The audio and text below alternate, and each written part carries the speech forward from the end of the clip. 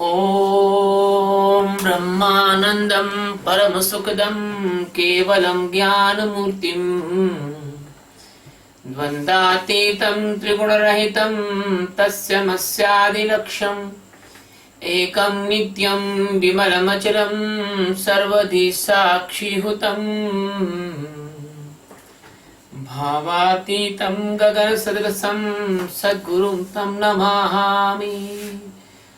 ओम गुरु ब्रह्मा गुरु विष्णु गुरुदेवो महेश्वरः गुरु साक्षात् परब्रह्म तस्मै श्री गुरुवे नमः। ध्यानमूलं गुरुमूर्ति पूजामूलं गुरुपदम् मंत्रमूलं गुरुर्वाक्यं मोक्षमूलं गुरुकृपा। सद्गुरु भगवान की जय, स्वामी जी महाराज की जय। शिवोहम। आज हम गीता के 9वें अध्याय का 6वां श्लोक भगवान की कृपा से ले रहे हैं, गुरु महाराज सद्गुरु की कृपा से ले रहे हैं। इस श्लोक में भगवान आकाश के दृष्टांत के द्वारा अपनी सर्वव्याप्तता को समझा रहे हैं। यथा आकाश स्थितो नित्यं वायुः सर्वत्र गो महान् तथा सर्वाणि भूतानि मत्स्थानीत्युपधारयः।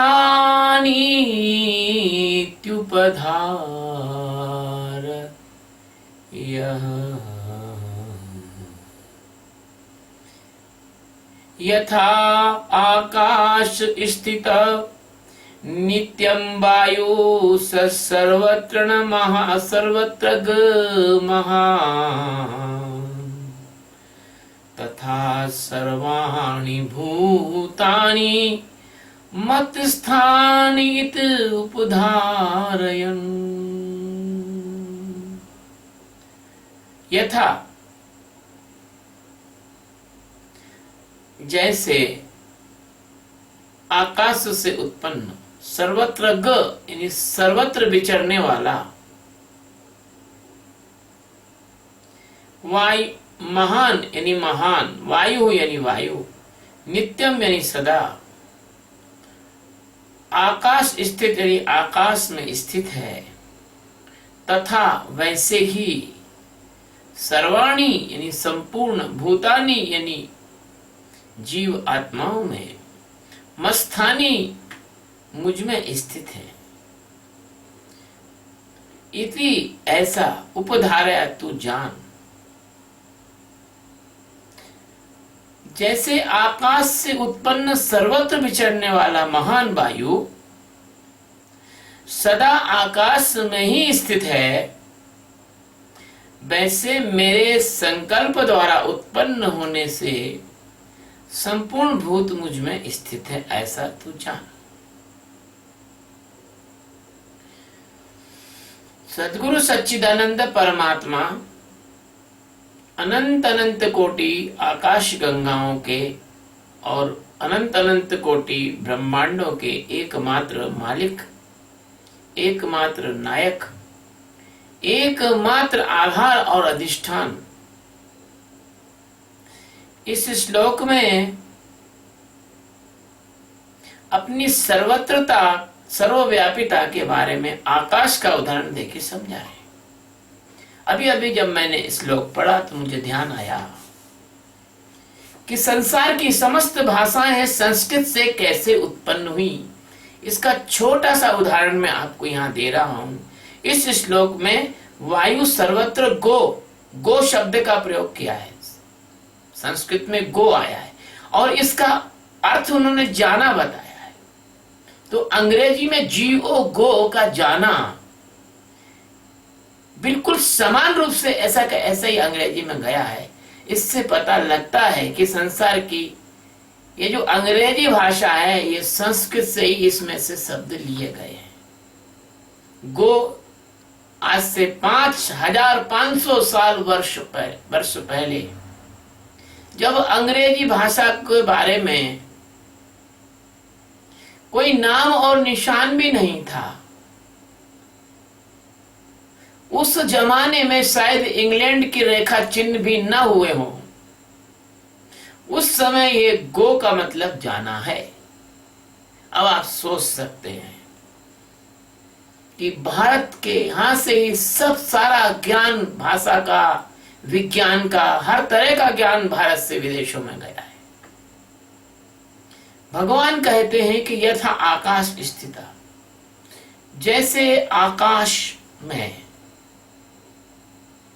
वायु उत्पन्न होता है, हमारे यहाँ के उत्पत्ति के सिद्धांत के हिसाब से आकाश से वायु उत्पन्न हुआ है।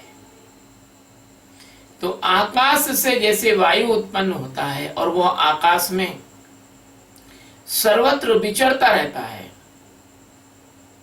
किंतु उसके विचरने से आकाश नहीं हिलता, उसके घूमते रहने से आकाश नहीं घूमता, उसके आने जाने से आकाश कहीं आता जाता नहीं। आकाश के लिए वायु का घूमना कुछ प्रभाव आकाश पर नहीं डालता।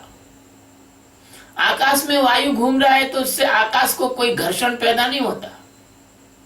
आकाश में वायु घूम रहा है, इससे आकाश का कोई टूट फूट नहीं होती। आकाश में वायु घूम रहा है, इससे कोई आकाश का आकार प्रकार नहीं बदलता। एटमॉस्फेयर की अभी बात हो रही है। पृथ्वी के चारों तरफ जो एटमॉस्फेयर है, जो वायुमंडल है, उसमें वायु घूम रहा है। कभी आपने सुना कि वायुमंडल बढ़ रहा है कि घट रहा है? वायु के घूमने से आकाश का साइज और शेप नहीं बदलता। इसी तरह से भगवान यहां पर कह रहे हैं कि वैसे ही इस जगत में जितने जीव हैं वो मेरे संकल्प से उत्पन्न हुए हैं, वो मुझ में संपूर्ण भूत मुझ में तो स्थित हैं, लेकिन भगवान पहले बता चुके हैं कि वो भूतों में स्थित नहीं है। अब आकाश वायु में तो स्थित है, आकाश है। वायु का कहीं से भी सैंपल लोगे उसमें आकाश होगा, तभी वायु का सैंपल आप ले सकते हो। लेकिन वायु में आकाश है, लेकिन आकाश में कैसे में वायु नहीं मिलेगी आपको। अगर आप आकाश, शुद्ध आकाश लें तो शुद्ध आकाश में वायु नहीं मिलेगी आपको। आकाश में वायु है, लेकिन वायु के लिए आकाश, आकाश के लिए वायु नहीं हुआ है। ऐसे ही परमात्मा में जीव हैं, लेकिन ये जीव से परमात्मा को कोई फर्क नहीं पड़ता है। जैसे आकाश में वायु है तो भी ठीक है, और नहीं है तो भी आकाश थोड़े मर जाएगा अगर वायु हट जाएगी वहां से। तो क्या चंद्रमा पर वायु नहीं है तो क्या चंद्रमा का आकाश नहीं है? सूर्य और चंद्रमा के बीच में वायु नहीं है तो क्या सूर्य और चंद्रमा के बीच में आकाश नहीं है? पृथ्वी और चंद्रमा के बीच में वायु नहीं है तो क्या पृथ्वी और चंद्रमा के बीच में आकाश नहीं है? जैसे आकाश वायु से निष्प्रह है, जैसे आकाश वायु से अलग है, वैसे ही परमात्मा जीवात्माओं से अलग है। परमात्मा में जीवात्मा हो हैं, लेकिन परमात्मा के लिए जीवात्मा कभी हुए ही नहीं है। ये जो उदाहरण दे रहे हैं भगवान, ये थोड़ा गहरा उदाहरण है, थोड़ा समझने जैसा है। परमात्मा के लिए आकाश का दृष्टांत जो दिया जाता है वो सबसे अच्छा दृष्टांत दिया जाता है। परंतु जो कोई भी दृष्टांत होता है वो पूर्ण रूपेण आध्यात्म का जो वास्तव में तत्व है, आध्यात्म का पूरा जो तत्व है उसको प्रदर्शित नहीं कर पाता है, बस एक संकेत मात्र वो देता है। भगवान कैसे कहते हैं कि जैसे आकाश में वायु चलती है, पर आकाश तो वहीं का वहीं है, चलता नहीं है, लिपायमान भी नहीं होता, चिपकता भी नहीं है वायु के साथ। किंतु आकाश वायु को तो धारण कर रहा है, लेकिन वायु की क्रिया प्रतिक्रिया में आकाश कभी हस्तक्षेप नहीं करता। वायु से नहीं कहता कि जरा धीरे चल, जरा जोर से चल, जरा रुक जा, ऐसा कुछ नहीं कहता है। और वायु अगर टेढ़ी मेढ़ी चलती है तो इससे आकाश भी टेढ़ा मेढ़ा नहीं होता है। आकाश का मतलब होता है अवकाश, अवकाश का मतलब होता है खाली स्थान। इस तरह से सारे भूत प्राणी मेरे स्थान में भी पाकर भी, मेरे स्थान में समा कर भी, जितने भूत प्राणी हैं सब मुझ में समाते हैं, लेकिन इसके बाद भी मैं उनसे लिपायमान नहीं होता हूं। भूत प्राणियों के जो कर्तव्य है उनसे मेरे पे प्रभाव नहीं पड़ता हूं। क्यों? कि उनके जैसा मैं कर्ता भोक्ता नहीं हूं। उनके वो कर्ता भोक्ता है और मैं अकर्ता अभोक्ता हूं। इसलिए सबका जानने वाला होने के कारण है अर्जुन, मैं सबको जानकर भी किसी में लिपायमान नहीं होता हूं, ऐसा तू जान ले। ऐसी अवस्था में तू भी खड़ा हो जा कि वहां करता रहे न भोगता रहे, वहां तो शुद्ध ब्रह्म सच्चिदानंद परमात्मा ही परमात्मा रहे। न तू करने वाला बन, न तू भोगने वाला बन। तू करने वाला का भी साक्षी हो जा और भोगने वाला का भी साक्षी हो जा। और यदि तू मेरी तरह अकर्ता और अभोक्ता हो जाएगा, यदि तू आकाश की तरह निष्प्रह हो जाएगा, लिपायमान नहीं होगा, तो तेरा जो जीव भाव है, यो तूने भ्रम से अपने आप को जीव समझ लिया है, उस जीव भाव से तू अलग हो जाएगा। इसे अपन कहते हैं कि सच्चिदानंद तू नित्य निरद्वंद तू जीवमाना, बन गया देह में घी दीवाना। प्रत्येक व्यक्ति, प्रत्येक जीव सच्चिदानंद परमात्मा का ही रूप है, किंतु दुर्भाग्य से उसको ये भ्रांति हो गई है कि वह जीव है। भगवान इस भ्रांति को तोड़ने के लिए अर्जुन को 700 श्लोक सुनाते हैं। क्या पता कौन सा शब्द तुम्हारे आर पार में घुस जाए और कौन सा क्षण हो जब तुम परमात्मा में उपलब्ध हो जाओ, ब्रह्म मुहूर्त में खड़े हो जाओ। पिछले डिस्कोर्स में, प्रवचन में हमने आपको बताया कि आप जो भी कुछ करते हो वो मिथ्या इसलिए है कि आपकी मृत्यु के क्षण में आपका पूरा का पूरा जीवन किसी भी काम नहीं आता है।